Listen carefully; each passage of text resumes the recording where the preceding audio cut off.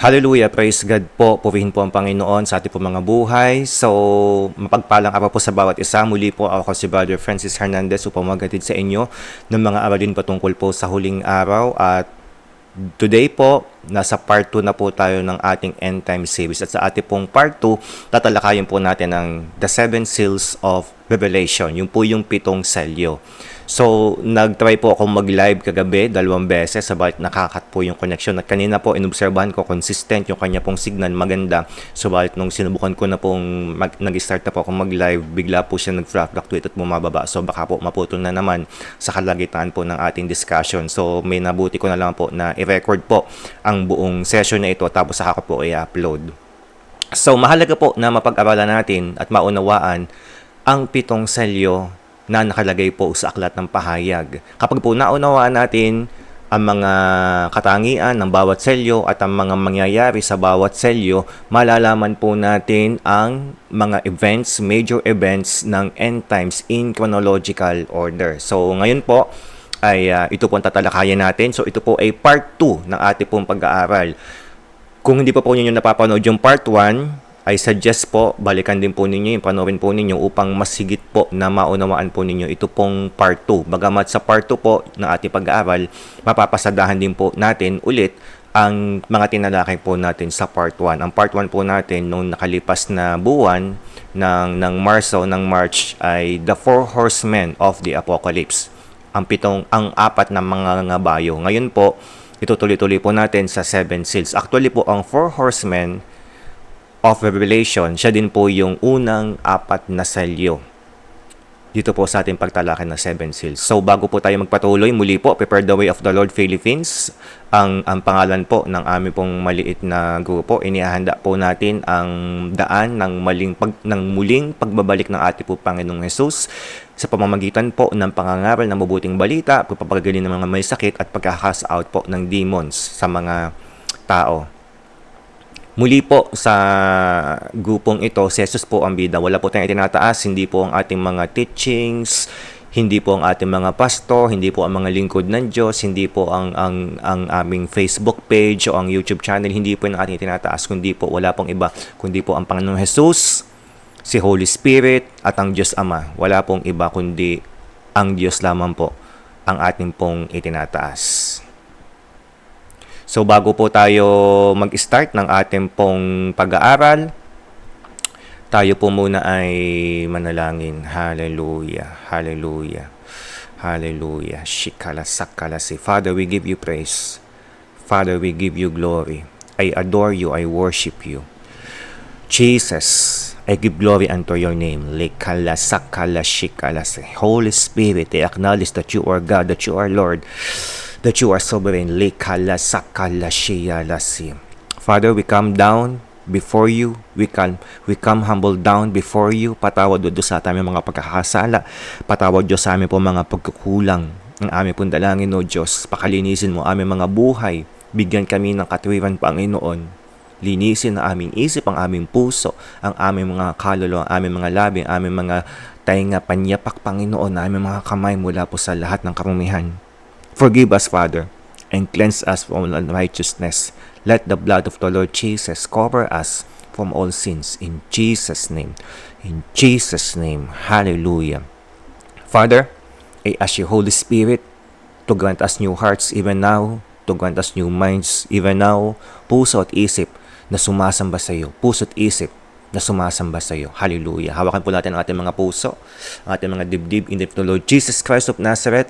I speak openness of the hearts right now in Jesus' name. Sa buhay po ng mga nakikinig, I speak openness of the heart, openness of the mind, openness of the spiritual ears in Jesus' name right now. Hallelujah.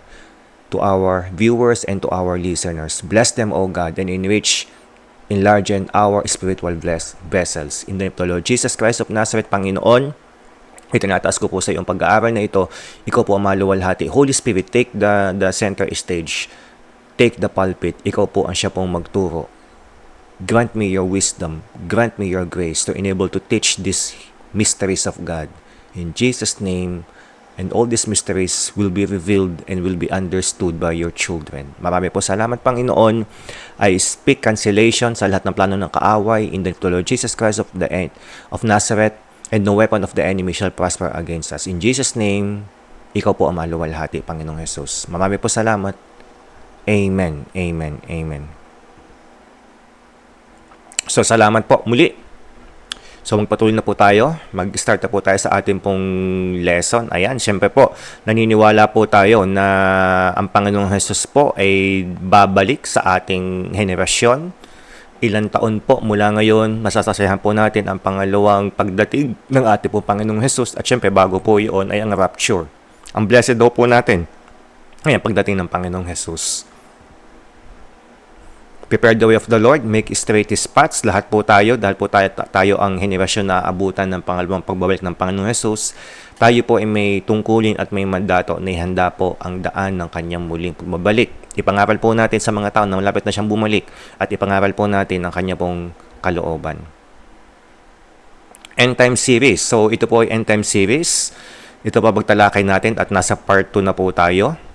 Ang part 1 po, Introduction and the Four Horsemen, yung po yung tinalakay natin last month. Kung hindi pa po ninyo napapanood, ay hinihikayat ko po na panoorin po ninyo upang mas maunawaan po ninyo ang ating pong aralin ngayon. Part 2, The Seven Seals. Ito po ang ating tatalakayin para po sa araw na ito. Part 3, The Antichrist. Part 4, The Abomination of Desolation. Part 5, The Rapture. Part 6, The Seven Trumpets. Part 7, The Seven Bowls. Part 8, The Second Coming. Part 9, The Great White Throne Judgment and the Judgment Seat of Christ. Part 10, The Millennial Reign. Part 11, The New Heaven and New Earth. So mga kapatid, The Seven Seals, Revelation chapter 6, 7, and 8, and Matthew 24. Kung kayo po ay nanonood sa inyo pong cellphone, YouTube man yan o Facebook, dahil pareho po natin itong i-broadcast sa YouTube at saka po sa YouTube channel at saka po sa ating Facebook page. Maganda po ay naka-landscape, naka-full screen po sa Facebook. Dapat po i-click po natin yung pagpapa-enlarge niya, yung pong full screen talaga na naka-landscape, nakapahiga, para po makita po natin ng malinaw yung mga verses at saka po yung mga charts and diagrams. So the Seven Seals, ito po yung ating pagtalakay sa araw po na ito. Why study end times? Bakit po natin dapat na pag-aralan ang end times? Una po, we are living in the end times. Nasa huling henerasyon na po tayo. Ilang taon po mula ngayon ay ang pagbabalik ng Panginoong Jesus. We firmly believe in that at we have to prepare. We cannot survive spiritually the tribulation if we are not prepared for it. To prepare for it, we must have biblical knowledge of it. Hindi po natin kayang masurvive yung great tribulation, yung tribulation kung hindi po tayo handa. At hindi po natin pwedeng paghandaan ang mga bagay na hindi po natin alam. Kaya kailangan po, meron po tayong biblical knowledge sa mga bagay na ito. Jesus Christ Himself commanded us to study end times prophecy. Mismo ang Panginoon Jesus po sa Revelation chapter 1 verses 1 to 3 ang nag-uutos sa atin na aralin ang aklat ng pahayag, aralin ang patungkol po sa end times. Mismong si Jesus Christ po, at mapalad ang mga bumabasa at tumutupad ng mga hulang ito sapagkat malapit na itong maganap at hindi po ito lihim. Inihayag po ito kay John the Beloved, kay Daniel, kay Apostol Pablo, kay Apostol Pedro, sa mga propeta po na lumang tipan upang maunawaan po natin. Hindi upang maging lihim, hindi upang maging hiwaga, kundi upang maunawaan po natin. Jesus Christ Himself commanded us to watch for His return. Ayan, mismo ang Panginoon Jesus po ang nag-utos sa atin, bantayan ang kanyang muling pagbabalik. Para po sa mga hindi nagbabantay, darating po siya na parang magnanakaw, na walang kaalam-alam. Subalit, para doon sa mga nagbabantay, maunawaan po natin, maramdaman natin, malapit na dumating ang Panginoon sapagkat nangyayari ng mga bagay na ito. Malapit na ang rapture, malapit na ang second coming, kasi nangyayari na yung mga bagay na dapat na mangyari sa kanyang takdang kapanahunan. Ngayon po, sa Seven Seals natin po pag-aaralan, magkakaroon po tayo ng framework o ng blueprint sa end times. Basic framework at blueprint sa mga mangyayari po, major events sa end times. Kaya po mahalaga na maunawaan po natin ang Seven Seals. Panghuli, Jesus Christ Himself promised rewards for those who will stay awake for His return and punishment for those whom He will find sleeping. Ito po, isa pang malaking ah, dahilan kung bakit po natin dapat pag-aralan ng end times. May promise po si Jesus ng mga gantimpala sa mga lingkod ng Diyos na matatagpuan niya nagising at naghihintay sa kanyang pagbabalik. At parusa para doon sa mga natutulog, parusa doon po sa mga nagsasabi na malayo pa siyang dumating. Matthew 24, naroon po yan. Parusa po para sa mga hindi naghihintay at sa mga natutulog spiritually. Yan, possible end times timeline. So, ito po yung paniniwala ko po ngayon. Mga kapatid, tulad po ng sinabi ko last 2 years ago, nung pong ako ay unang nag-broadcast at nagtuturo sa end times doon po sa akin pong YouTube channel, namimili po ako between mid-trib and pre-rapture. So, dati po, more on mid-trib ako. Ngayon naman po, more on inclined na po ako sa pre-rat. Almost 100% naniniwala na po ako sa pre-rat na rapture. So, dito po, magiging malinaw po ito. Ito pong end times timeline na ito. Kapag po habang inaaral po natin yung ating pong series, magiging higit po itong maliwanag para dun po sa mga unang best pala nakakita nito, pwede po kayong nakaka-overwhelm po, parang nakaka-overwhelm. So, sa katotohanan, unti-unti ay pwede po itong maunawaan. So, tatalakayin po natin yung mga kulay pink ngayon, yung pong the 7 seals, yung pong 1, Antichrist or Deception, 2, Wars, 3, Famine, 4, Death, 5, Martyrdom, 6, Sun, Moon, and Stars, 7, Initiate the Day of the Lord. So, ito po ay 7 years period. Yung pong 70th week of Daniel ay 7-year period po iyon. At ang hati po noon ay nasa ika-4 na selyo. Doon po sa ika-4 na selyo, masisira po yung covenant.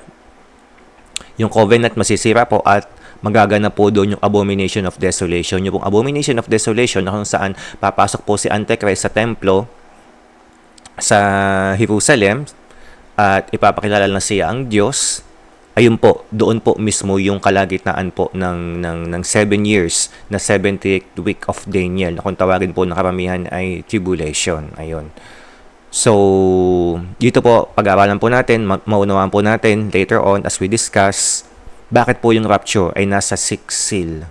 Yan, nasa ika-6 na selyo. Bakit yung rapture ay mangyayari doon sa ika-6 na selyo? Dahil po sa 7th seal, doon po mabubuksan ng poot ng Diyos at hindi po tayo nakatalaga para po sa poot ng Diyos. 1 Thessalonians 5:9, God has not appointed His children to His wrath. Hindi po tayo naka-appoint upang magdanas ng poot ng Diyos. So, yun po maiksing sagot. Mamaya po, ipapaliwanag po natin. Isa-isahin po natin ang ating pong 7 seals. So, ito po yung dati, my old end times timeline. Ito po yung dati ko na paniniwala pagdating po sa end times. So, yun, ang rapture po na paniniwala ko ay talaga pong saktong-sakto. Nasa gitna po, ayun. So, ba't na ngayon po mo on pre-wrath na po ako. So, ito po, isa pa po ito na presentasyon. Yan.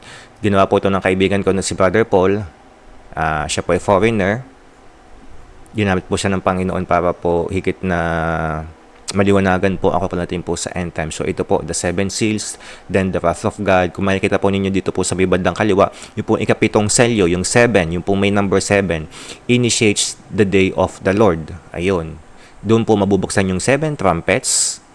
At after po noon, sa ika-7 na trumpet, doon naman po mabubuksan yung the 7 bowls. At yung pong 7 trumpets at 7 bowls, yun po yung wrath of God. At 1 Thessalonians 5:9, hindi po tayo nakatalaga para po sa poot ng Diyos. Tayo po ay nakatalaga para po sa kanya pong paghahari, doon po sa millennial reign of Christ. Subalit, dito po sa wrath of God, hindi po tayo para dito, kundi tayo po ay ililigtas ng Panginoon, i-rapture ng Panginoon upang hindi po natin ito maranasan. Nasabi po doon sa 1 Thessalonians 5:9, for God has not appointed us to wrath, but to obtain salvation by our Lord Jesus Christ. Kaya po yung rapture ay sa 6th seal, bago po mabuksan yung poot ng Diyos na ibubuo sa mga makasalanan at sa mga hindi nagsisisi, tayo po i-rapture po ng Panginoon. So, ilang paalaala po bago po natin talakayin ng end times. Ang utos po sa atin bilang mga mananampalataya ay mag-ibigan sa isa't isa, hindi ang magdebate at magtalo. Paalala po, wala po tayong makikita na kapwa mananampalataya no 100% katulad po ng paniniwala natin. Wala po. Kahit po sa mga major doctrines, may kaunti po ng mga pagbabago. Sa mga major doctrines, si Jesus ay si Jesus ay Kristo, si Jesus ay Mesiyas, tama po yan, 100% nagkakaisa po tayo niyan. Subalit sa mga minor doctrines po, actually hindi po para sa akin minor itong end times eh. Pero dahil po ito hindi masyadong tinatalakay, hindi po ito tinatalalakay sa mga iglesia, madami pong iglesia ayaw itong pag-aralan dahil nakakapaghati-hati daw po, mga kapatid. Dahil po doon, sa bihira po, hindi po ito tinatalakay sa lahat ng churches.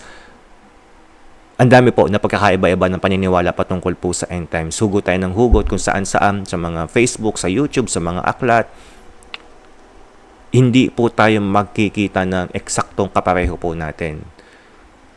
Kaya po kung magsalita po ako ngayon sa inyo, ayon po sa tingin ko ay tama, at hindi po ito katulad ng inyong paniniwala, huwag naman po kayong magagalit sa akin, huwag naman po kayong makikipagdebate sa akin. At kung makita ko po na iba ang paniniwala ninyo, iba sa paniniwala ko, hindi din naman po ako magagalit sa inyo at hindi din po makikipagtalo sa inyo. Hindi po tayo dapat nagdidebate at nagtatalo. Tayo po ay nag-aaralan sa isa't isa, nagtutulungan hanggang sa maunawaan po natin ang pinakatama.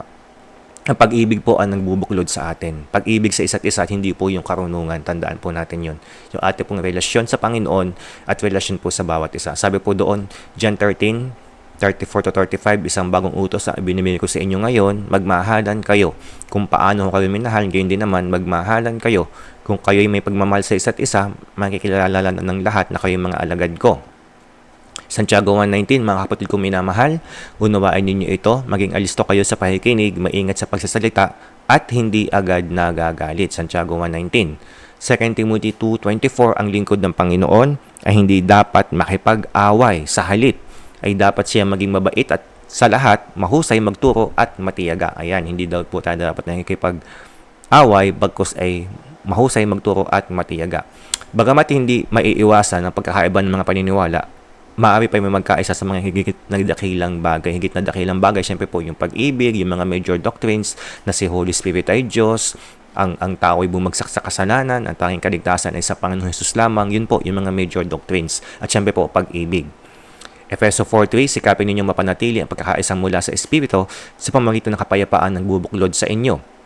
Kaya tumayo kayo, gawin ninyong alagad ko ang mga tao sa lahat ng mga bansa. Bautismohan niyo sila sa pangalan ng Ama at ng Anak at ng Espiritu Santo. Matthew 28:19. Dito po sa Great Commission, sa utos po ng paghayo at pagdidisciple sa lahat po ng mga bansa, nawa po, dito po tayo magkaisa. Amen. What are the 7 seals of Revelation? So, proceed na po tayo sa ating pong topic. What are the 7 seals of Revelation? The 7 seals play an important role in the end times. Ano po ba yung end times? Yun po yung final 7 years before the second coming of Jesus Christ. Yun po yung 70th week of Daniel, na kung tawagin po ng karamihan ni tribulation. Kasama din po dito sa end times yung millennial reign, yung po yung 1,000 years na physical reign of Jesus Christ and His saints dito po sa lupa, sa earth. 1,000 literal years po yun na magre-reign si Kristo dito sa lupa. Kasama po yun sa end times. At saka yung establishment of the new heaven and the new earth. Siyempre kasama na din po dito yung judgment. Ayan. Yung pong great white throne judgment. Yung marriage supper, feast of the Lamb. Ayun. Pag po naunawaan natin ang 7 seals, mauunawaan din po natin ang mga bagay na ito. The first 4 seals are the 4 horsemen. Yun po, natalakay po natin yan last month sa ating pong pagtuturo. Ang una pong 4 na selyo ay yun po yung 4 na horsemen.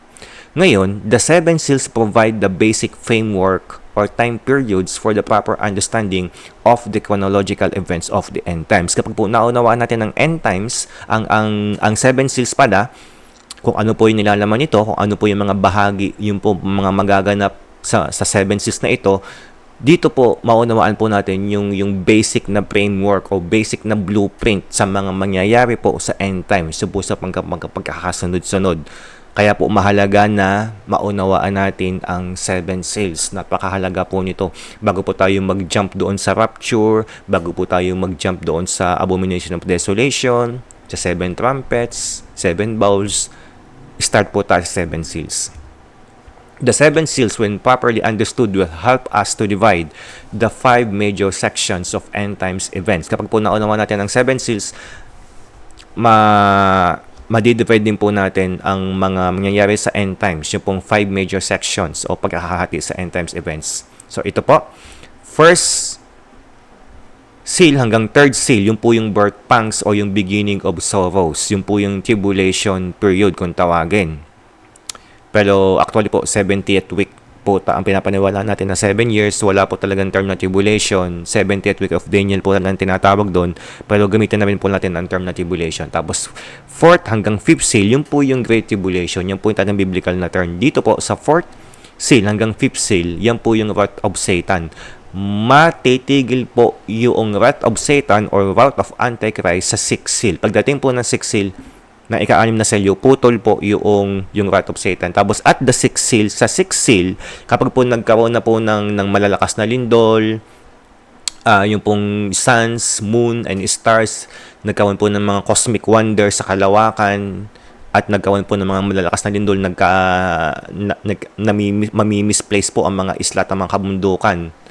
Talaga pong total chaos yan sa buong mundo. At the same day, doon po mangyayari yung rapture. Ayan. At the 6th seal, doon po yung rapture. 7th seal, the wrath of God. Day of the Lord, 7 trumpets and 7 bowls. Ang 7th seal po, ito po ang magbubukas sa wrath of God. Mag-i-initiate ng wrath of God. Sa 7th seal, doon po mabubuksan yung pong 7 trompeta.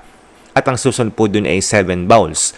Sa ika-7 trompeta naman po, doon lalabas yung 7 bowls, 7 mangkok ng hatol ng Diyos. So, ang Day of the Lord po, ang wrath of God, ay nakapalo po yan sa 7 trumpets at sa 7 bowls, at ito po ay mabubuksan sa 7th seal. Sa 7th seal, mabubuksan po yung 7 trumpets, unang bahagi po ng wrath of God, tapos sa ika-7 trompeta, doon po mabubuksan yung 7 bowls. Yun po yung pangalawang bahagi ng wrath of God. Then, after ng wrath of God, millennial reign of our Lord Jesus Christ. Ayan, millennial reign of our Lord Jesus Christ. Siyempre po, may second coming pa yan. Second coming at yung millennial reign of our Lord Jesus Christ. Ayan. So, the 4 horsemen and the 7 seals, i-close up po natin. Ayan. So, ito po yun mga kapatid. Yan, i-close up po natin. The 4 horsemen, ayan, i-ano po natin dito, yan, mas malapit. So, ito po, covenant, yung signing of the covenant. Bago po masimulan yung unang seal, magkakaroon po muna ng covenant. Tapos sa ika-4 na selyo, masisira po yung covenant. So, ano po yung covenant na yun? Signing begins the 70th week. Ito po ay covenant with many, involving Israel and the Arab nations and the Muslim nations. Ngayon po, mga kapatid, lilinawin ko lang po. Alam po ninyo yung paniniwala ko dati kung nanonood po kayo ng mga YouTube videos ko dati. Naniniwala po ako na nagsimula na po yung covenant. At inisip ko po, maraming yun pasimple na nangyari sa mga meeting ng United Nations at pwede din po sa Abraham Accords. Sa Abraham Accords yung po yung pinapaniwalaan ko na nagkaroon po ng signing of the covenant. At dahil po doon, signing of the covenant, signing of the covenant, yung pong 7 years na signing of the covenant, at doon po ay nagsimula po mabuksan yung mga selyo. Subalit ngayon po, tinitingnan ko, pwedeng may posibilidad po na hindi po nagkakaroon pa ng signing of the covenant. May possibility po yun, hindi po yung nawawala sa puso ko. Pagkamat natin po yung paniniwala ko sa Abraham Accords, nagkaroon po ng signing of the covenant, pero sa puso ko ay hindi po ko 100% na sure. Ngayon po, ganito, alam po ninyo na naglalagay po ako ng mga possible na years. Mamaya po matatalakay po natin yun. Possible year na kung saan yung nabuksan ng first seal, nabuksan ng second seal, yung po paniniwala ko, nabuksan na po ang first seal at saka po ang second seal. Ngayon, ang key point po dito ay yung covenant. Kung hindi po nagkakaroon pa ng covenant, yung pong covenant of 7 years, ibig sabihin hindi pa po nabubuksan ng selyo. Kasi po, doon po sa covenant ng 7 years, mayroon po doon 7 bansa na magsasama-sama o 7 kaharian. At 3 po doon, i-uproot ng little horn o ng Antichrist. Then, signing of the covenant. Yun po, ngayon, hinahanap ko po yun, hindi ko po yun makita ng malinaw sa Abraham Accords. Ngayon, Kung ako po ay mali at hindi pa nagkakaroon ng covenant, ibig sabihin hindi pa po nabubuksan ang unang selyo at pangalawang selyo. So ilalahad ko lang po sa inyo yung mga viewpoints ko. Pag-aralan po natin ng sama-sama. Subalit po sa obserbasyon ko, yung pong first seal at second seal at yung third seal na mabubuksan talaga pong nagkakahanay na tumutugma po sa mga pangyayari sa buong mundo since 2020 or since 2021.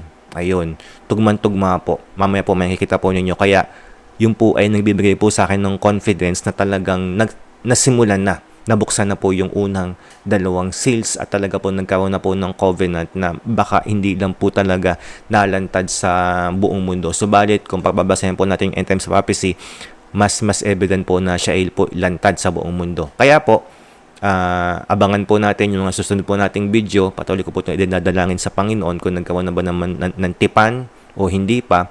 Kung hindi pa po nagkakaroon ng tipan, yung pong covenant na yun na 7 years, ibig sabihin, hindi pa po nabubuksan yung mga selyo. Adjust lang po tayo. Adjust. Sabalit, kapag po talagang nagkaroon na po ng tipan, hindi lang hayagan, ibig sabihin, nasa tama po tayo na talagang nabuksan na po yung una at pangalawang selyo. Tinihintay na lang po natin yung pangatlong selyo at yung po yung famine. So, anong po yan? So, ituloy po natin.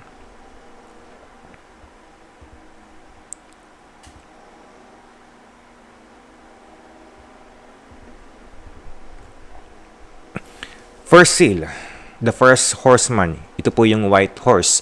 Kung nais po ninyo ng mas detalyado na pag-aaral dito sa apat na mga bayo, sa unang apat na selyo, pwede po ninyong balikan yung pong una nating video last month. Ito po yung tinalakay natin. Ang first seal po ay siya din po yung first horseman. Ito po ay conquest via great deception. Na kung saan si Antichrist po ay nasa likod dito. Yan. Sabi po dito, nakita kong inalis ng kordero ang una sa 7 selyo at narinig kong sinabi ng isa sa 4 na buhay na nilalang. Sa tinig na sinlakas ng kulog, halika, at nakita ko ang isang kabayong puti na ang nakasakay ay may hawak na pana. Binigyan siya ng korona at siya ay umalis upang patuloy na manakop. Pahayag 6, 1-2. Matthew 24 verses 4 and 5 kasi po parallel po yung pahayag 6, 7, 8 sa Matthew 24. Parallel po yan, nagkakatugma po yung mga sinulat ni Juan at saka po yung mismong sinabi ni Jesus Christ. Pero sa katotohanan po, si Jesus Christ din po ang nagle-lecture kay John the Beloved nung sinusulat po ni Juan itong pahayag. Chapter 6, si Jesus Christ din po ang nagpakita sa kanya dito sa pangitain at ipinakita sa kanyang end times. Kaya po, tugman-tugma po siya. Sabi po dito sa Matthew 24, 4 and 5, mag-ingat kayo. Sumagot si Jesus, mag-ingat kayo upang hindi kayo mailigaw ni naman. Maraming paparito sa pangalan ko at nagpapanggap na sila ang Kristo at marami silang maililigaw. Ngayon po, ang interpretation nila dito batay sa Matthew 24, 4 and 5, ito po yung religion, false religion. Dahil magpapanggap na sila ang Kristo. Pero ngayon po, mas malinaw po na ito po ay tumutukoy po sa pag-aanyo ng kaaway o ng Antikristo, pagpapanggap niya bilang Kristo, bilang manliligtas. Bakit? Sa panahon po ng kapahamakan, kapanahon po ng sakit, ay nag-offer po siya ng solusyon at kabilang nga po doon yung ito at saka po ito.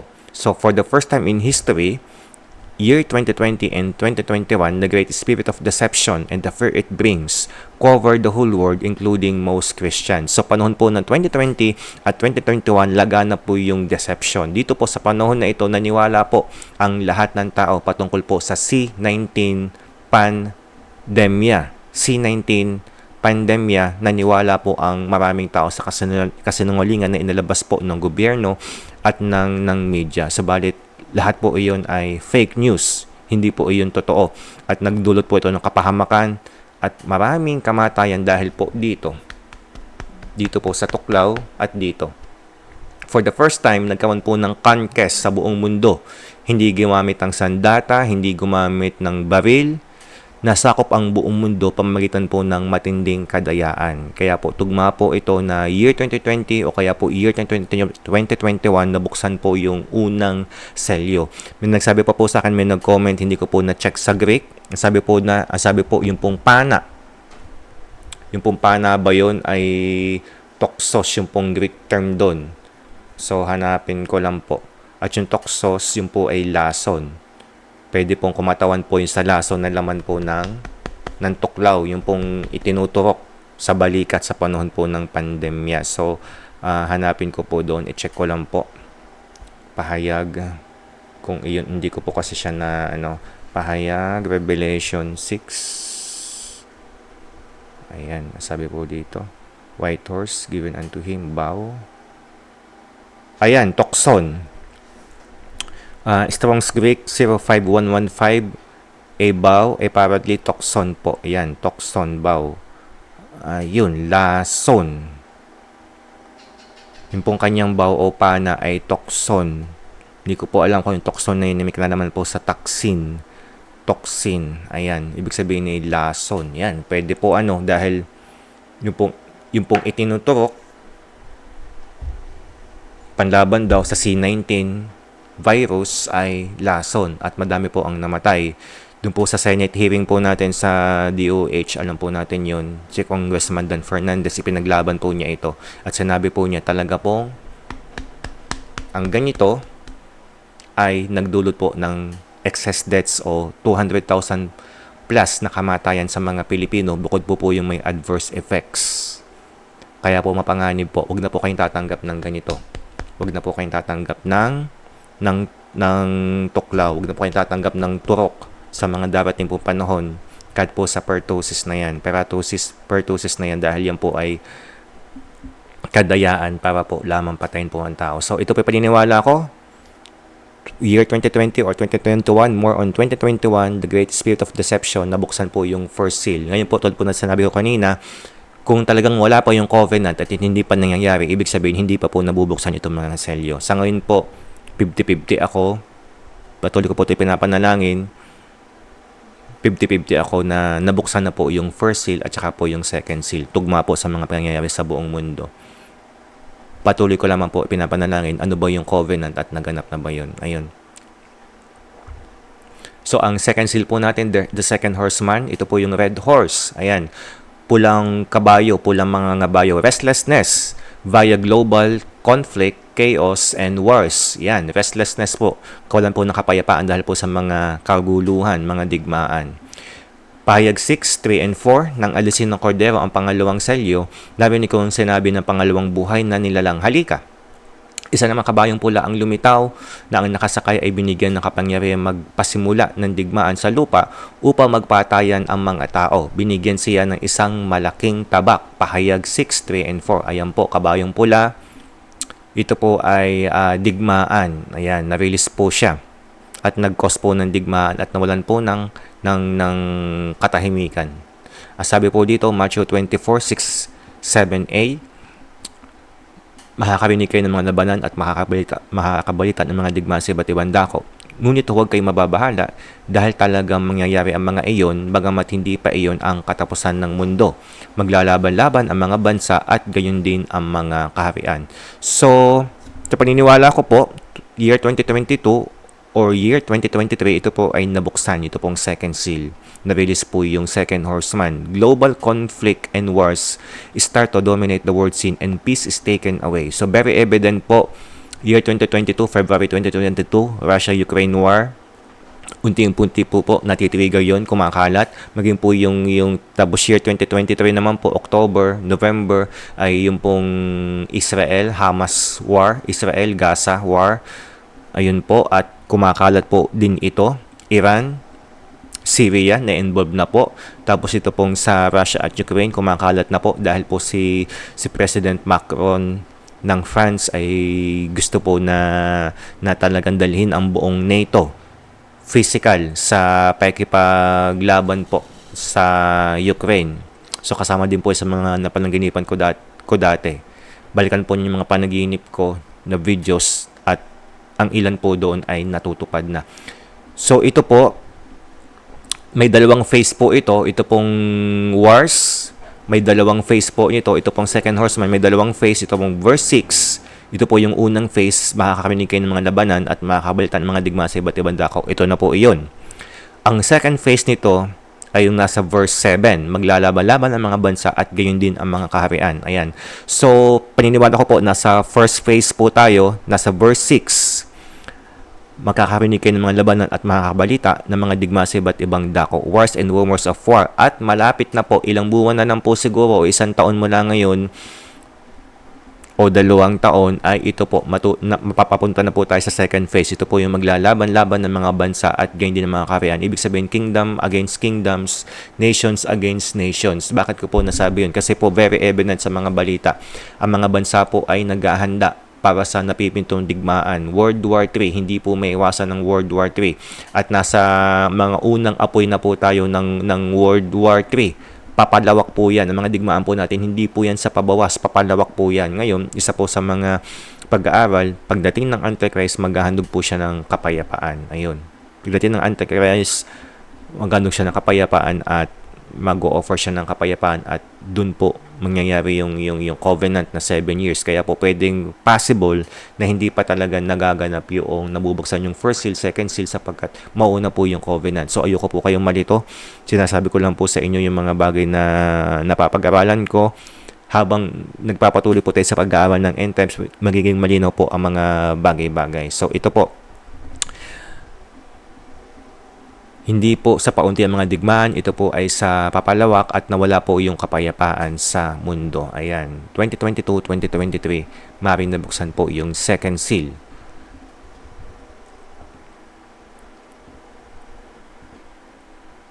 The third seal, the third horseman, ito po yung black horse, ang itim na kabayo. Global famine via hyperinflation. Malawakang tagutom, buong mundo na tagutom dahil po sa pagtaas ng presyo ng mga bilihin. Ito po ay direktang epekto ng mga gera. Alam po natin yan na since na sumiklab po yung labanan sa Russia at Ukraine, bigla po nagtaas yung mga bilihin, lalo po sa mga gas, di po ba? Sa mga gas, ayan. At darating po nun ng panahon, kahit po ang tinapay, yan, magtataas din po yun talaga ng bilihin. Yung trigo, na yung pong wheat na inaano po natin sa Russia at saka sa Ukraine, ini-import. Sila po yung greatest supplier nito. Magtataas din po ang bilihin yan. At, mga kapatid, ito pa yung malawakan. May mga panaginip po mga kasama ko na kung saan sa mga groceries, talaga pong pagpunta nila sa groceries, wala pong laman yung mga malalaking groceries. Ibig sabihin talaga pong global famine na yung nakita po nila sa panaginip at hindi na po ito magtatagal. Ilang taon, ilang buwan o ilang taon mula ngayon, pag nabuksan po itong third seal, ramdam po ito ng buong mundo. Kaya po magtanim-tanim po tayo at mag-aral na magtanim at gumawa din po ng mapagkukunan po ng sariwang tubig. Ayun. Pahayag 6, 5 and 6. Nang alisin ng kordero ang pangatlong selyo, narinig kong sinabi na pangatlong buhay na nilalang, halika, isang kabayong itim ang nakita ko at may hawak na timbangan ang nakasakay dito. May narinig akong parang isang tinin na nagmumula sa kanaparoonan ng 4 na buhay na nilalang na nagsabi, isang takal na trigo lamang ang mabibili ng sahod sa maghapong trabaho at 3 takal na harina lamang ang mabibili sa ganon ding halaga. Ngunit huwag mong pinsalain ang langis ng ulibo at ang alak. Ayun, kahit papaano preserve po yung langis ng ulibo at ng alak. Matthew 24:7b, magkakaroon ng taggutom. Ayan. So ito po yun. Magkakaroon po ng taggutom. In the year 2024 or 2025, global famine will begin to be felt due to hyperinflation as caused by wars and conflict. Naalala ko po yung insider na galing pong UN, galing pong United Nations, ang sabi niya, ang talaga pong plano ng UN dati ay 2015, i-release po nila yung C-19 na pandemya. So, dahil po sa ilang mga bagay, na-delay po yon at naging 2020. At sabi din po ng lalaki na ito, high-ranking official po siya dati ng UN. Lumabas po siya dahil hindi na po niya masikmura yung kasamaan na nasa UN. Sabi po niya ay ang original po na plano para naman po sa global famine na ipapatupad po ng UN ay 2020. Madidelay ito at 2025 daw po yun ilalabas nila yung global famine. So ayun, hyperinflation, pagtaas po ng mga bilihin, kaya po maging handa po tayo. Ayan, fourth seal, the four horsemen, pale horse, yan. Massive death via war, famine, pestilence, and wild beasts. Ayan, sabi po dito, Pahayag 6:7-8 nang alisin ng kordero pang-apat na selyo, narinig kong sinabi na pang-apat na buhay na nilalang, halika, isang kabayong maputla ang nakita ko at ang pangalan na nakasakay dito ay ang kamatayan. Nakasunod sa kanya ang digdig ng mga patay o ang Hades. Ibinigay sa mga ito kapangyarihan sa ika-4 na bahagi ng lupa upang pumatay sa pamamagitan ng digmaan, taggutom, salot at mababangis na hayop sa lupa. So, kapatid, ito po ay 1/4 death ng entire population ng buong mundo. Matindi po ito. At mauuna po itong 4th seal bago pa po dumating yung 6th seal. At sa 6th seal po, doon po matutupad po yung rapture. Kaya po doon po sa mga naghihintay na rapture na agad, anumang oras mula ngayon, mauuna po ito. Itong pagkamatay ng marami. At sabi po ng iba, madami nang namatay. Kaya matutupad na yung rapture. Madami na pong namatay pero hindi pa. Hindi pa siya umaabot sa 1/4 ng population ng buong mundo. Pag po sinabing 1/4 population, 1.75 billion or 2 billion po iyon. So, ibig sabihin, hindi pa po matutupad ang rapture dahil mauuna po itong mga pagkamatay na to. So, tanungin po natin, ano na ba ang population ng buong mundo ngayon? Yan.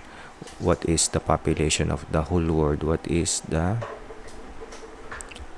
population of the whole world? Ayan, tanongin po natin.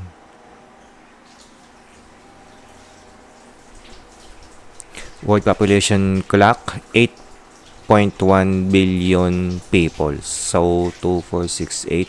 8.1 billion na po ang buhay ng mga tao sa mundo. Kapag po lumabas na po itong 4th seal, 4th horseman, 2 billion po. 2 billion ang mamamatay sa buong mundo. Ayun, sabi po sa Matthew 24 verse 9, pagkatapos ay kapupuutan kayong lahat dahil sa inyong pagsunod sa akin, isasakdal kayo upang pahirapan at patayin. So, ito po. Yan, sana po naka-landscape po kayo pahiga kahit po sa inyong Facebook, pahiga na naka-landscape, naka-full screen para po nababasa ninyo ng malinaw ang mga verses at yung po mga graphs and charts natin. Ngayon po, ito pong Matthew 24 verse 9, tumutukoy po ito sa mga mananampalataya. Isasakdal kayo upang pahirapan at patayin. At ito po ay magko-coincide dito po sa 4th seal. Dito po sa 4th seal. Bakit po? Sa panahon po nito ng 4th seal, ito po yung kalagitnaan ng 7 seals. Dito po masisira yung covenant. Yung pong tipan. At dito po mangyayari din yung abomination of desolation. Ano po yung abomination of desolation? May bukod po tayong lesson patungkol doon. Tatalakayin po natin yun. May bukod po tayong lesson doon sa darating. Dito po, masisira yung tipan, papasok si Antichrist sa templo ng Jerusalem, sa third temple, papasok po siya, at sasabihin po niya ay siya ang Diyos. Ipapatigil po niya mga paghahandog ng mga Udyo-Israelita. Ulain po niya yun at babastusin, ipapalala po niya na siya ang Diyos. At doon po mangyayari na makilala ng buong mundo kung sino ang Antikristo kapag po ipinakilala niya ang kanyang sarili bilang Diyos at sasambahin po siya ng marami. At the same time, ipapatupad po niya yung persecution sa mga mananampalataya at ipapatupad din po niya yung mark of the beast. Kapag po nangyari na yung abomination of desolation, year 2025 po yun, o 2026, dito po, matutupad po na, ipapatupad na po, lalabas na po yung mark of the beast. Sabi po ng kaibigan ko, Pilipino, hindi ko na po babanggitin ang pangalan niya, full ang confidence niya, meron siyang evidence na sa year 2025 lalabas po yung mark of the beast. Sabi po ng iba, ito po yung central bank digital coin, yun po yung CBDC ba yun? Central bank digital money, currency. Central bank digital currency, hindi ko po natin alam kung yun po talaga kasi po pinipilit din po ng mga elites at globalists na by year 2025 ay year 2025 ay ma-establish po yung one world currency sa buong mundo. Digital money, isang currency sa buong mundo, kaya po bumabagsak na po ang dollar ngayon. At ipinupost din po nila na, at alam po natin, May 2025, isang taon, sa buwan po ng May 2025, ipapatupad po yung pandemic treaty na kung saan WHO po ang magiging pinakabida po sa buong mundo. Si Jesus Christ po ang bida. Sorry po, hindi po ang WHO. Ibig sabihin, maghahari-harian ang WHO. At yung kanila pang rules ang susundin po ng mga bansa na pumirma sa pandemic treaty, at kasama po doon ang Pilipinas. Kasama po ang Pilipinas sa mga pumirma po sa pandemic treaty. Ayun. At dahil po doon, kapag po napatupad po yung pandemic treaty, ang ahensya po ng WHO sa Pilipinas ay ang DOH, at hahawakan din po ng DOH. Ang DOH po ang magiging pinakamataas na ahensya ng gobyerno sa ating bansa, at kahit po ang presidente ay wala po magagawa kapag may ninais ipatupad ng WHO sa pamamagitan po ng DOH. Kahit po ang presidente wala po magagawa. Kapag nag-utos ng WHO, susunod po ang DOH at susunod po ang buong bansa, at wala po magagawa kahit po ang presidente. Kailangan po nilang sumunod dahil pumirma po sa kasunduan ng pandemic treaty. Yun po lahat ay mangyayari sa 2025, yung po pandemic treaty. Yung pong one world currency, pinupush po nila. Abangan po natin kung mangyayari na yun sa year 2025. Pero yung pandemic treaty, talagang yun po ay nakakasado na ipapatupad nila sa year 2025. So, sabi po dito, massive death via war, famine, pestilence, and wild beasts. Madami din pong mamamatay sa pagtanggi sa mark of the beast. Madami po mananampalataya ang papatayin, martyrdom. Kaya po sabi dito sa Matthew 24 verse 9, isasakdal kayo upang pahirapan at patayin. Madami po mananampalataya ang ipapapatay. At wild beast, ano po yung wild beast? Ito po para sa akin, massive death via wild beast. Iba po ang interpretation ko dito, hindi po ito literal na hayop. Pwede po itong tumukoy sa mga wild beast, pwede po itong tumukoy sa mga sakit na ilalabas po ng mga elites at saka po ng mga globalists. Yung pong iba't ibang viruses na yan na lumalabas. Pwede po yan na kumahulugan sa wild beast. Pwede din pong mga ibang klaseng bioengineered na soldiers. Ito pong wild beast. Masyado po itong malalim, pero totoo po. Marami pong pinag-e-eksperimentuhan ng mga sundalo ngayon na hindi po inilalabas sa balita. Mga half humans at half na technology, may AI at saka po genetically engineered na mga sundalo na ilalabas po bilang kampon, bilang mga sundalo ng Antichrist sa darating na panahon. Kaya yan po. Kaya po sa dami ng mga bagay nito, tapos war, famine, pestilence, wild beasts, tapos yung pagtanggi sa tatak ng halimaw, 1/4 ng mga tao po ang mamamatay sa buong mundo. 2 billion po ang mamamatay. Kaya, mauuna po itong mangyari bago po ang rapture. Mamaya po magiging malinaw bakit ang rapture ay nasa 6th seal. Magamat na ipaliwanag ko na po kanina. So, mauna pong mangyari ito. Kapag po nangyari na itong massive death na ito, ibig sabihin talagang malapit na ang rapture. Malapit na. At dito po sa 4th seal, mga kapatid, ito po ang simula ng wrath of Satan, wrath of the Antichrist. Sa 4th seal, ito po ang simula ng Great Tribulation. Yan, ito po ang simula ng Great Tribulation. Ito po yung hati ng 7 years na 70th week of Daniel. Ito po sa 4th seal ang simula po ng Great Wrath of Satan, at ito din yung po yung hati ng 70th week of Daniel. 7 years po yan. Ito pong 4th seal, yan po yung hati.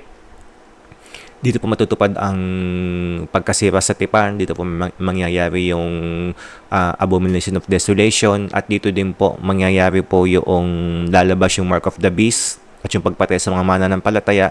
Dito po magsisimula sa 4th seal at saka sa 5th seal, yung po yung wrath of Satan, wrath of Antichrist. Ibubuhos po ni Satan at ni Antichrist ang galit niya sa mga tao, lalo tigit po sa mga mananampalataya. Yan, between the 4th seal and the 5th seal, the Great Tribulation begins, caused by the wrath of Satan, the Antichrist, triggered by the abomination of desolation. The 7-year covenant is broken and the 2 witnesses begin to prophesy. Yan, dito po magsisimula po na mag-prophesy ang dalawang saksi. Hindi po natin alam kung sino po yung dalawang saksi, kung sino po sila, si Elijah ba, si Moises, o panibagong mga tao. Sabi naman po nila, ito po yung Old Testament and New Testament. Sabi naman po nila, ito yung salita ng Diyos at yung testimony ng mga mananampalataya. Hindi po literal na dalawang tao. So, hindi ko pa po alam. So, ito po, Matthew 24 verse 9. Ito po ang simulan ng Great Tribulation caused by the wrath of Satan, triggered by the abomination of desolation. Abomination of desolation po yung hudyat na simula na ng fourth seal. At ito, kapag po nagkaroon ng abomination of desolation, yun po yung pagsalaulan ng Antikristo, pagpasok ng Antikristo sa templo, simula na po yun ng wrath of Satan. Simula na po yun ng Great Tribulation. Nasabi po dito, kapag Matthew 24 verse 15 to 21, mali po itong talata ko, hindi po ito verse 9 Matthew 24 verses 15 to 21, nasabi po dito, kapag nakita ninyong nagaganap na sa dakong banal, yun po yung templo, sa third temple, kapag nakikita ninyong nagaganap na sa dakong banal, ang kasuklam-suklam na kalapastanganan, yun po yung abomination of desolation, na tinutukoy ni Propeta Daniel, ang mga nasa Judea ay dapat tumakas sa punta sa kabundukan. Ang nasa bubungan ay huwag na mag-aksaya ng panahon na kumuha pa ng kahit ano sa loob ng bahay. At ang nasa bukid ay huwag nang umuwi upang kumuha ng balabal. Sa mga araw na iyon, kawawa ang mga nagdadalang tao at ang mga nagpapasuso. Ipanalangin ninyo na ang iyong pagtakas ay huwag mapataon sa taglamig o sa araw ng pamamahinga. Sapagkat sa mga araw na iyon, ang mga tao ay magdaranas ng matinding kapighatiang hindi pa nararanasan mula ng likay na salibutan hanggang sa ngayon at hindi pa nararanasan kahit kailan. Dito po, ibubuhos po ng diablo ang kanyang galit, wrath of Satan, fourth seal, at saka po sa fifth seal. Doon po ito mangyayari. Sa fourth seal po, ito po, yung simula ng fourth seal, kasuklam-suklam na kalapastanganan, abomination of desolation, papasok po ang Antichrist upang magpakilala na siya po ang Diyos. At ito na po yung Great Tribulation na kung saan ang puot ni Satanas sa ibubuhos niya sa mga tao, lalo tigit po sa mga mananampalataya. Dito po, ito na po yung go signal, kailangan na po magtago. Unang-una po sa Judea, sa Israel, then pati po sa atin, abot po ito na kailangan na magtago dahil uusigin po tayo dito. Kaya po, madami po lingkod ng Diyos, mga Pilipinong kilala ako, ay naghahanda na, nagtatanim-tanim na sa mga bundok, sapagkat kapag po ang mga bagay nito yung nangyari na tapos ka lang tatakbo, ay baka huli ng lahat. Siyempre po, mga sundalo po ay high-tech na. Kaya po tayong i-track. Sa panahon po nito, dapat po detach na tayo sa social media. Bago po dumating ang oras na ito, dapat po detach na tayo sa social media. Wala na tayong accounts. Hanggat maaari, wala na po tayong cellphone. Iiwan na po natin ang ating cellphone. Sapagkat pag may cellphone po tayong dala, itatrack po tayo niyan. Sa panahon po ng pagtakbo, dapat detach na po tayo sa sanlibutan. Totally 100%. Siyempre po, kailangan po natin ng kapayapaan pa ng Jesus. Hindi po natin ito gagawin dahil sa takot, dahil sa pinagarihan po tayo ng takot, kundi dahil sa sumusunod lamang po tayo sa mga bagay na nakasulat. Amen po. In the year 2025 or 2026, the Great Tribulation begins, caused by the wrath of Satan or the Antichrist. And the Antichrist, the event that triggers it, is the abomination of desolation. The two witnesses begin to prophesy. So, ito po yung estimate, 2025 or 2026, magsisimula po ito. Yun po ay kung tama. Kung tama po yung estimate po namin, na talagang nabuksan na po yung first seal at saka yung second seal. Pero kapag po sa mga pag-aaral po natin, talagang wala pa yung covenant, hayag man yun ulihim, ibig sabihin hindi pa po nabubuksan yung mga selyo, kaya matatagal lang pa po ng ilang taon, ma-adjust po ito. So, patuloy po natin ito na sama-samang pag-aralan upang maging malinaw po sa atin. Ayan, the fifth seal, martyrdom, saints at the altar, tribulation saints cry out for justice. Ayan, kung may kita po yun sa mga picture, na dito po yung larawan po ng mga banal na kung saan sila po yung mga pinatay sa panahon po ng fourth seal, panahon po ng 70th week of Daniel. Sila po yung inusig ng Antikristo at pinatay, at sila po ay dumadaing sa harapan po ng dambana, sa ilalim po ng dambana ng altar na dumadaing para po sa hostisya. Sabi po doon, payag 6:9-11 ng adisin ng kordero, ang panlimang selyo, nakita ko sa ilalim ng dambana ang mga kaluluwa ng mga pinatay dahil sa salita ng Diyos, at dahil sa pagpapatotoo nila rito, sumigaw sila ng malakas. O Panginoong makapangyarihan, banal na tapat, gaano pa katagal bago ninyong hatulan at parusahan ang mga tao sa daigdig na pumatay sa amin? Binigyan ng puting kasuotan ng bawat isa sa kanila at sinabi sa kanila magpahinga ng kaunti pang panahon hanggang sa mabuo ang bilang ng kanilang mga kapatid at kapwa mga lingkod na papatayin ding tulad nila. Sila po ay dumadaing sa makapangyarihan Diyos, sa dambana, sa altar ng Panginoon sa langit po ito. Panginoon makapangyarihan, banal na tapat, gaano pa katagal bago ninyo hatulan at parusahan ng mga tao sa daigdig na pumatay sa amin. Ibig sabihin, dumadaing po sila sa katarungan at nasabi ng Panginoon Diyos, maghintay pa kayo ng kaunting panahon hanggang sa makumpleto ang inyong bilang. May mga papatayin pa. Pag nakumpleto ng inyong bilang, doon ipaghiganti kayo ng Diyos. Kaya po ibubuhos yung sa 6. Kaya po, 5th seal, dumadaing po sila sa katarungan. Tapos 6th seal, sa 6th seal po, magkakaroon ng kaguluhan, cosmic, malaking lindol. Tapos yung mga ilaw at buwan ay, alam po natin yung araw at ang buwan hindi na magliliwanag. Mga lindol po na talaga pong magkakanda-uga-uga. Ang mga lupa, ang mga isla ay mapapalit ng mga pwesto sapagkat doon po, yun po ang simula na kung saan inilalabas na ng Diyos yung kanyang puot sa mga tao na hindi nananampalataya sa 6th seal. At sa 6th seal, sa ika-6 na selyo, doon po maparapture ang tao. At sa 7th seal, doon na po mabubuksan ang puot ng Diyos. Puot ng Diyos sa mga tao na hindi nananampalataya at hindi po nagsisisi. Banal po ang Diyos. Mamunod din po siyang magalit. Lalo po, galit sa kasalanan. At sa panahon po na yun, ibubuhos ng Diyos ang kanya pong puot doon po sa mga tao na tumanggap po sa tatak ng halimaw na simbolismo po na sila po ay pag-aari ni Satanas at ng Antikristo. Yung po mga tumanggap sa Mark of the Beast, sila po ibig sabihin ay pag-aari ni Satanas at ng Antikristo. Matthew 24:21-22, sapagkat sa mga araw na iyon, ang mga tao ay magdaranas ng matinding kapighatiang hindi pa nararanasan mula ng likhain ng sanlibutan hanggang sa ngayon at hindi na mararanasan pa kahit kailan. At kung hindi pinaikli ng Diyos ang mga araw na iyon, walang taong maliligtas. Ngunit alang-alang sa mga hinirang, paikli ng Diyos ang mga araw na iyon. So ito po yung mga talata, ito yung tumutukoy po sa tindi ng hirap. Actually po, ito pong verse 22, ito po yung pong pagpapaikli ng araw, puputulin, pala po paikli ng Diyos ang araw na iyon, yun po ay rapture na, sa 6th seal na po iyon. Inano ko lang po dito yung verses 21 and 22 ng Mateo 24 para po maunawaan po ninyo kung gaano po kahirap ang daranasin po ng mga tao, pati po ng mga anak ng Diyos sa panahon po na ito, na talagang papatayin sila.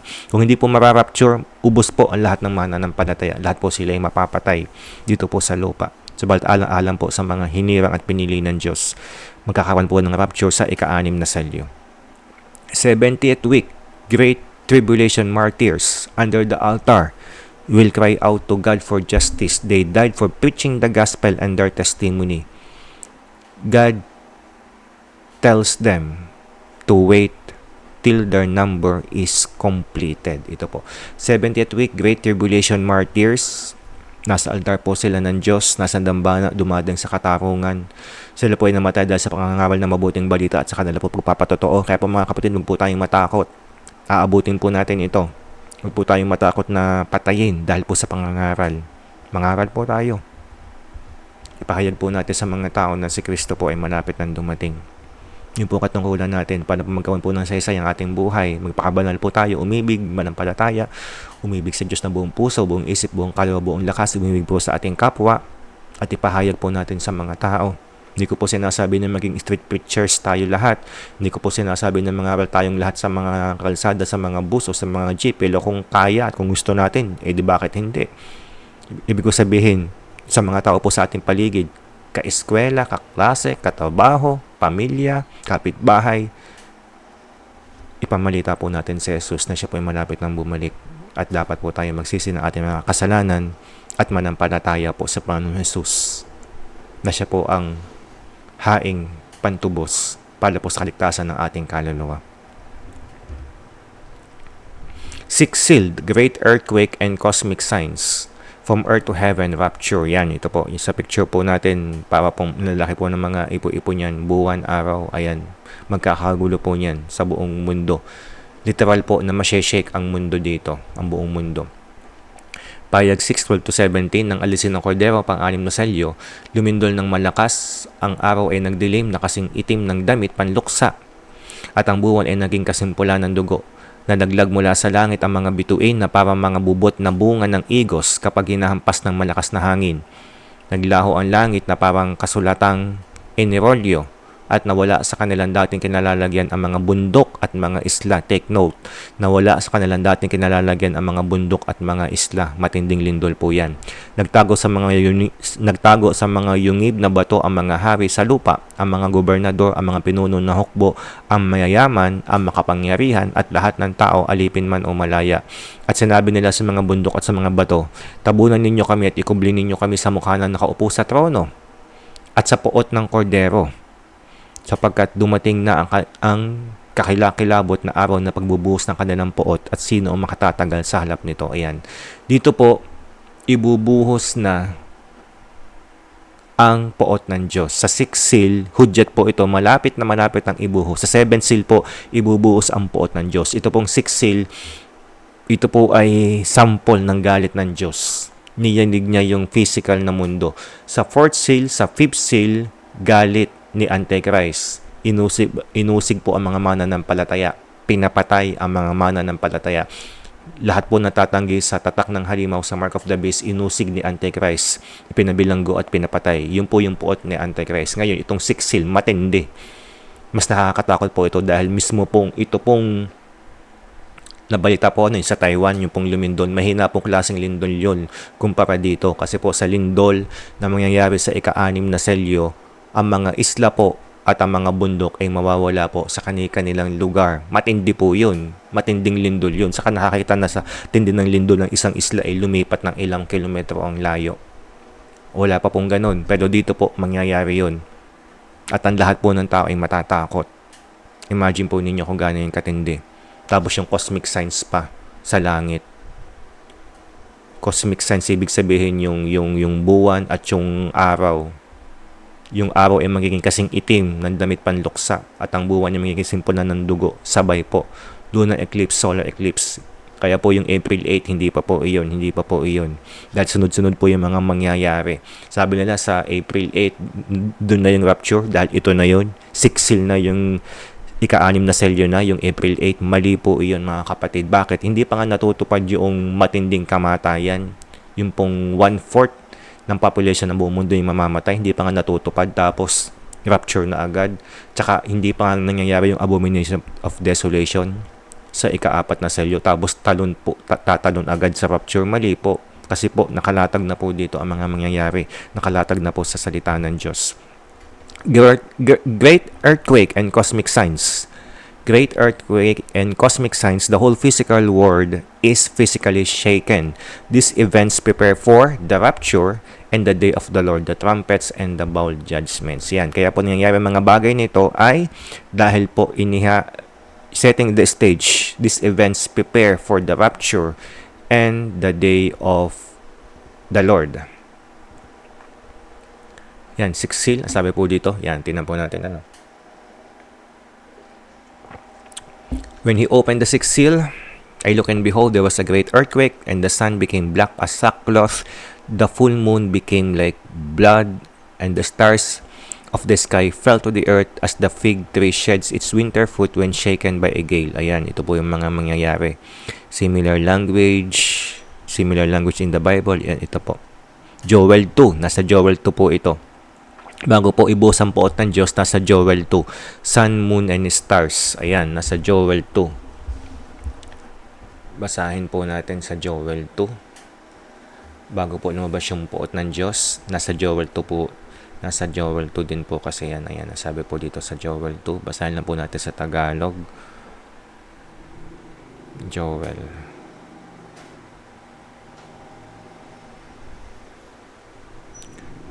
chapter 2.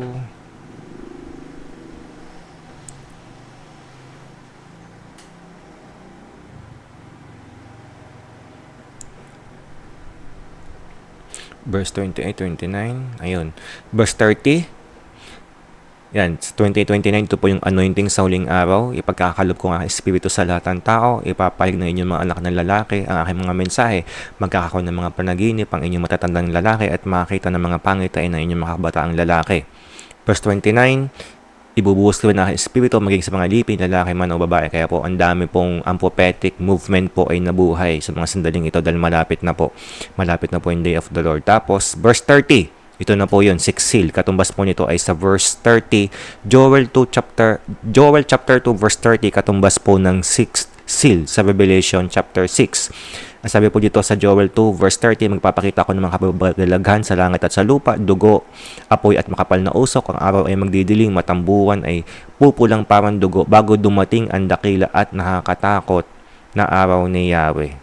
At sa lahat at sa panahong iyon, ang lahat ng hihingi ng tulong kay Yahweh ay maliligtas. Yun, sabi po doon, ang araw ay magdidiling, matambuhan ay pupulang parang dugo bago dumating ang dakila at nakakatakot na araw ni Yahweh. Day of the Lord. Mauna po itong cosmic signs. Great earthquake and cosmic signs. Kaya po, mauna po itong mangyari bago po ang rapture. Ayan, ito po yung mauna mangyari. At kapag po ito yung nangyayari na, at the same day, yung po yung rapture. Ayan, great earthquake, sky rolled up like a scroll, mountains and land removed. Ayan. The wrath of God is being opened. Pagkatapos po nito. Actually po, the same day na mangyari po itong mga lindol na ito, same day din po matutupad yung rapture. Kapag po nangyari yung mga lindol na ito pong itim na araw at pulang buwan, pagkaguho ng mga bundok, at ng mga isla po ay maiiba ng pwesto, same day, matutupad po yung rapture dahil hindi po tayo inappointan Diyos para po sa kanya pong poot. Yan. 6 seal, the great earthquake and cosmic signs, the sealing of the 144,000 Israel. Matutupad din po ito sa ika-6 na selyo bago po ang rapture. Ayun. Pahayag 7, 1-8. Pagkatapos ito, may nakita kong 4 na anghel na nakatayo sa 4 na sulok ng daigdig.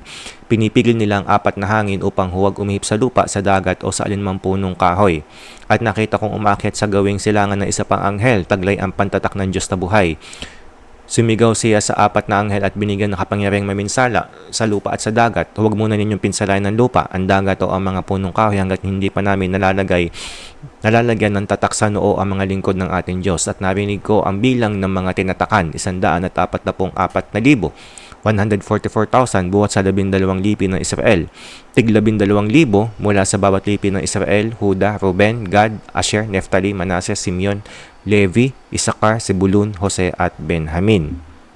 The 144,000 virgins Israel, they are kept safe from the divine judgment and from the wrath of the Antichrist. They can freely perform their mission during the tribulation, which is proclaiming the gospel of the kingdom. Ayun, 144,000 ay seselyuhan po sa panahon na ito.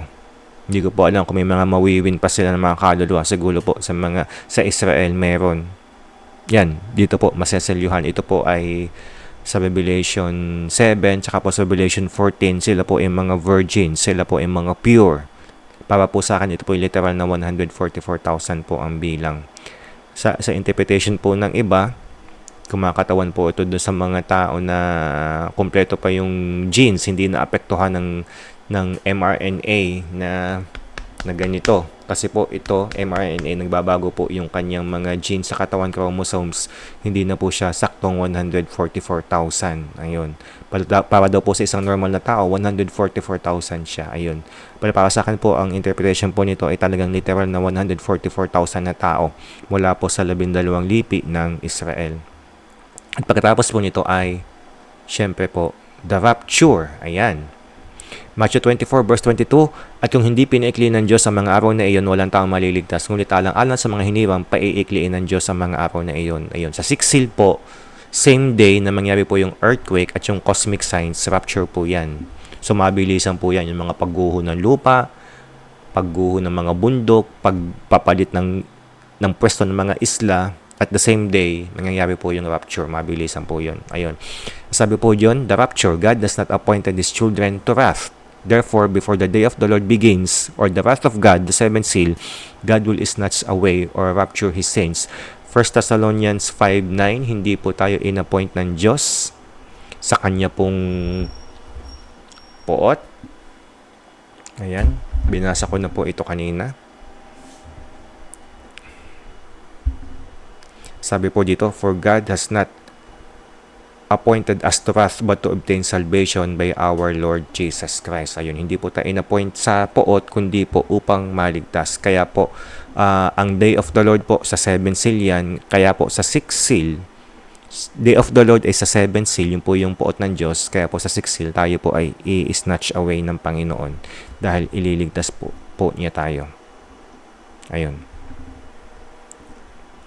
Sabi po dito mga kapatid, nais naming malaman yung katotohanan tungkol sa mga namatay na upang hindi kayo magdalamhati tulad ng mga taong walang pag-asa. Dahil naniniwala tayong si Jesus ay namatay at muling nabuhay, naniniwala din tayong bubuhay ng Diyos upang isama kay Jesus ang lahat ng mga namatay at na sumasampalataya sa Kanya.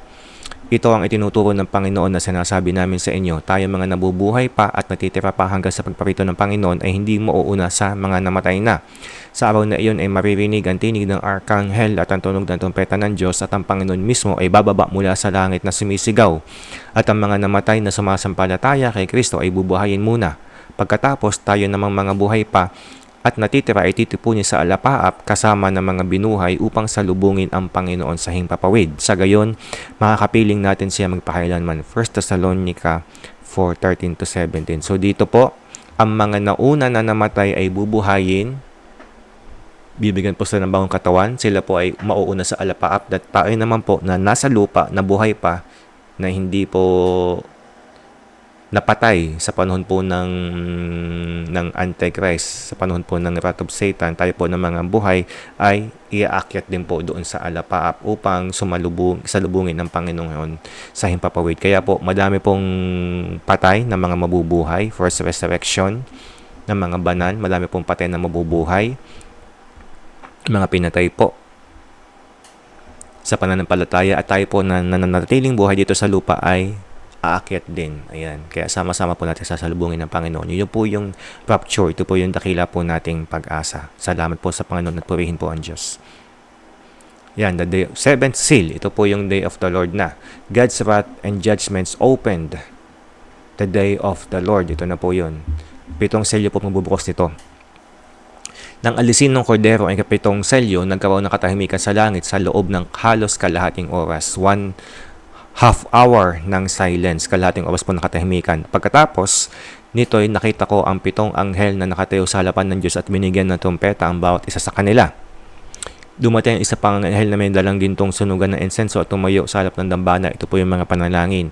Binigyan siya ng maraming insenso upang ihandog sa dambana ng ginto na nasa harap ng trono, kasabay ng mga panalangin ng mga hinirang ng Diyos. Mula sa kamay na anghel ay tumaas sa harapan ng Diyos ang usok ng insenso, kasabay ng mga panalangin ng mga hinirang ng Diyos. Pagkatapos kinuha ng anghel ang sunugan ng insenso, pinuno ito ng apoy mula sa dambana at inihagis sa lupa. Biglang kumulog, dumagundong, kumidlat at lumindol. Ayun. Matindi po. Yung pong mga panalangin na yan. Na kapag dulot po ng dagundong, kidlat at lindol nung ibinuhos po sa lupa yung mga insenso. At tumanda ang 7 anghel na may 7 trompeta upang hipan ang mga ito. Ayun. So, ang 7 seal po ang nagbubukas ng poot ng Diyos. Day of the Lord, matindi po yan. Kahit po sa lumang tipan, pinag-uusapan po yan ng mga propeta. Inihuhula po yan ng marami sa lumang tipan. Kaunting-kaunti lang po yung mga talata na binabanggit ko dito sabagat napakadami po nitong talata. Yung po Joel 2 verses 30 and following, yun. Kabilang po yung sa Day of the Lord. Madami pa po sa Isaiah, sa Zechariah.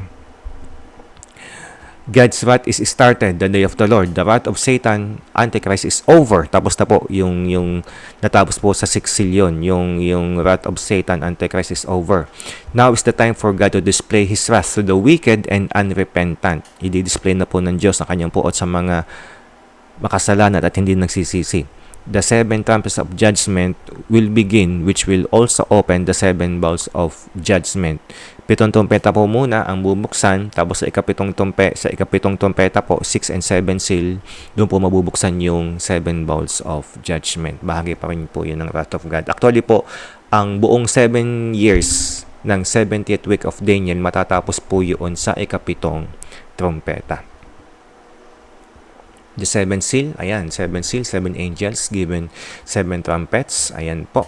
Nang alisin ng kordero ang ikapitong selyo, nagkaroon ng katahimikan sa langit sa loob ng halos kalahating oras. Pagkatapos nito ay nakita ko ang pitong anghel na nakatayo sa harapan ng Diyos at binigyan ng trumpeta ang bawat isa sa kanila.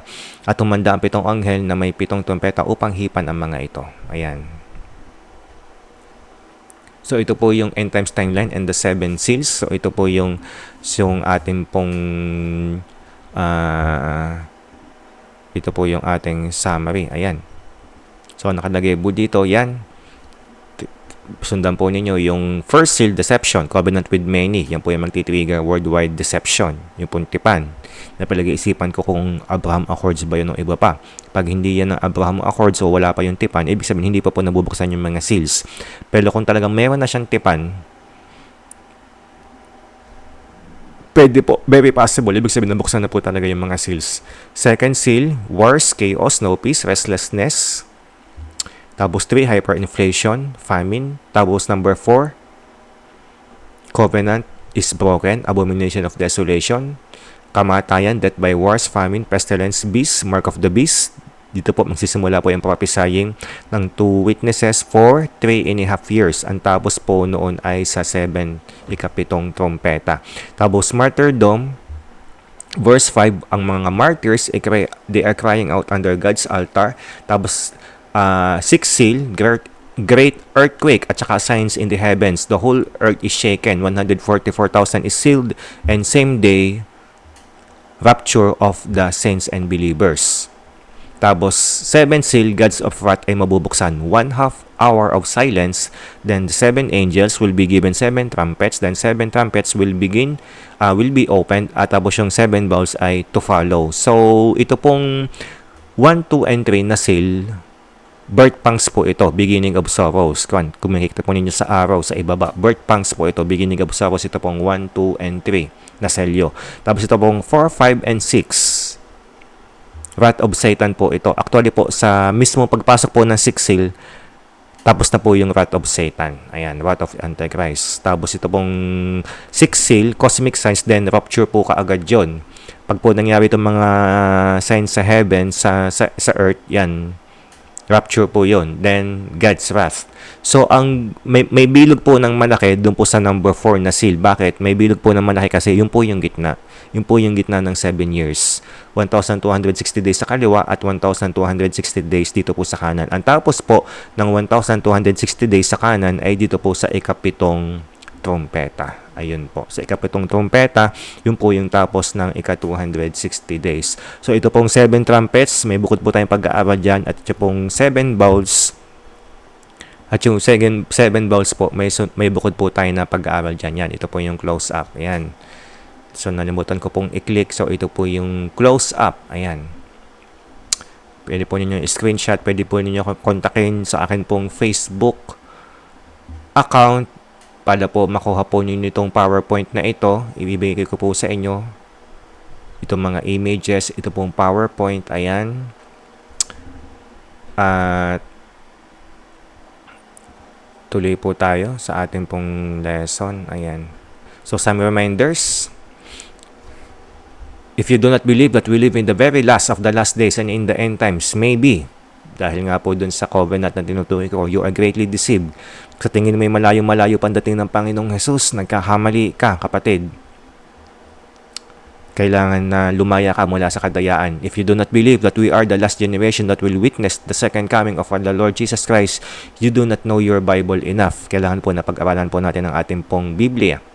If you do not decide to start preparing now for the second coming of our Lord Jesus Christ, procrastination may cost you your soul. Ayun, kapag tayo patulog-tulog at tayo pa natin paghandaan ang pangalawang pagbabalik ng Panginoon Jesus, sayang po, yung kaligtasan baka maging malayo sa atin yan. Pwede tayong mapahamak. If you think you do not know the Bible enough or you still need to be convinced about the truth of the end times, then pray and ask the Holy Spirit for guidance. He will surely teach you.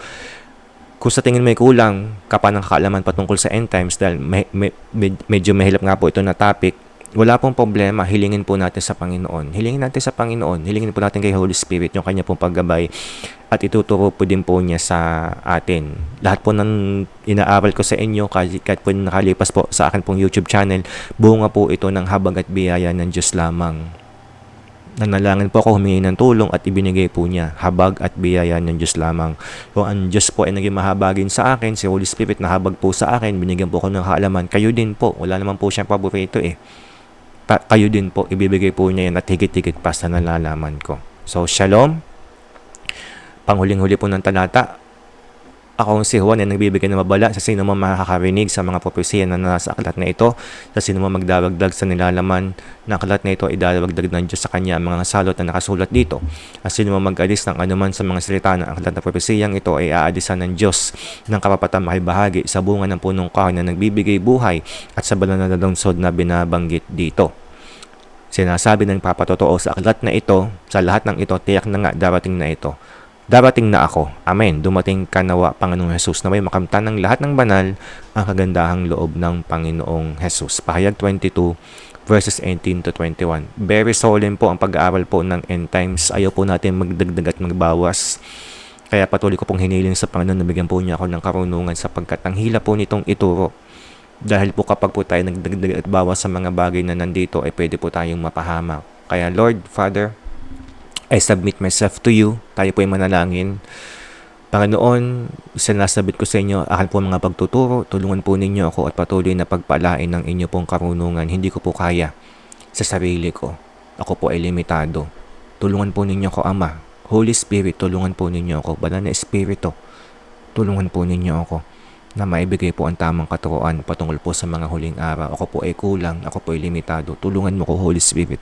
At tinihiling ko po sa banal na pangalan ni Jesus, maging handa po kami. Bigyan po ninyo kami ng tapang, bigyan po ninyo kami ng karunungan para po sa mga bagay na ito. Alisin, O Diyos, ang lahat po ng takot sa aming puso. Alisin, O Diyos, ang lahat po ng takot sa aming pong buhay. At bigyan kami, Panginoon, ng tapang ng pananampalataya at ng pag-ibig. Hallelujah. Sa banal na pangalan ni Jesus, purihin ka, Holy Spirit. Purihin ka, Holy Spirit. Amen. Kung kayo po nanonood ng video na ito ay hindi po nakatitiyak sa inyong kaligtasan, kung kayo po ay backslider, nanlalamig sa inyong pananampalataya, nais ko pong ipaalala at sabihin sa inyo, si Jesus po ang nagliligtas. Dahil po sa kanyang kamatayan, sa krus at muling pagkabuhay, meron po tayong kaligtasan. Kung tayo po ay mananampalataya sa Panginoon Jesus, kung tayo po ay magsisisi ng ating mga kasalanan at mananampalataya sa Kanya na siya po ay namatay sa krus at muling nabuhay, tayo po ay maliligtas. Wala po sa simbahan sa relihiyon, wala po sa mabubuting gawang kaligtasan, kundi na kay Jesus lamang. Nasa pananampalataya at paniniwala lamang kay Jesus.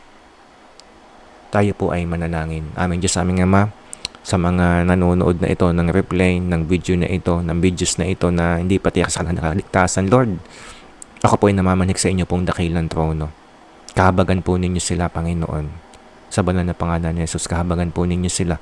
At hinihiling ko ang espiritu ng iyong ng pagsisisi at pananampalataya ipagkaloob mo sa kanila. Sige po, ulitin po niyo sasabihin ko, Panginoon Diyos, na makapangyarihan sa lahat, na may lalang ng langit at lupa, nagpapakumbaba po ako sa inyong harapan. Inaamin ko po na ako'y makasalanan at hindi ko kaya iligtas ang aking sarili. Patawarin po ninyo ako sa lahat ng aking pagkakasala. Linisin po ninyo ako sa lahat ng aking kamumihan. Pinapatawad ko din po ang lahat ng nagkasala sa akin. Nananampalataya po ako na si Jesus ay namatay sa krus at muling nabuhay upang iligtas ako mula sa kasalanan. Tinatanggap ko po si Jesus bilang Panginoon at tagapagligtas ng aking buhay. Marami po salamat sa buhay na walang hanggan. Amen, amen. Sa Diyos po ang kapurihan mga kapatid. Muli po, ang ating pong Facebook page, Prepare the Way of the Lord Philippines, ang ating pong YouTube channel, End Times Prophecy Lessons. Ito pong video na ito pong series na ito ay nasa YouTube channel po natin at nasa Facebook page. At kung nais po ninyo kung kontakin for prayer requests, kung nais po ninyo sumali sa aming pong group chat sa Messenger, hanapin po ninyo ako Eschatology Scholar. Yun po, Eschatology Scholar. Yun po yung account ko sa Facebook at ang number ko po, kung meron po kayong prayer request o kailangan nyo po ng payo, pero mag-text po muna kayo, hindi po basta-basta ako nakakasagot ng tawag dahil ang dami pong nag-i-scam ngayon. Mag-text po muna kayo bago po kayo tumawag, 0950-679-1025. Ulitin ko po, 0950-679-1025. So, purihin po ang Panginoon, sa Diyos po lahat ng papuri. Pinapalala ko po, si Jesus po ang bida, hindi po mga katuroan na ito, hindi po ang channel na ito, hindi po ang Facebook na ito, page na ito. Si Jesus lamang po ang bida. Si Jesus Christ, si Holy Spirit at ang Diyos Ama. Shalom, ang kapahingahan ng Panginoon sa inyo. The Lord bless you and keep you and make His face shine upon you. The Lord give you peace and lift up His countenance upon you. In Jesus' name, we give praise, we give glory. In Jesus' name, amen, amen. Shalom, shalom, shalom. Glory to God.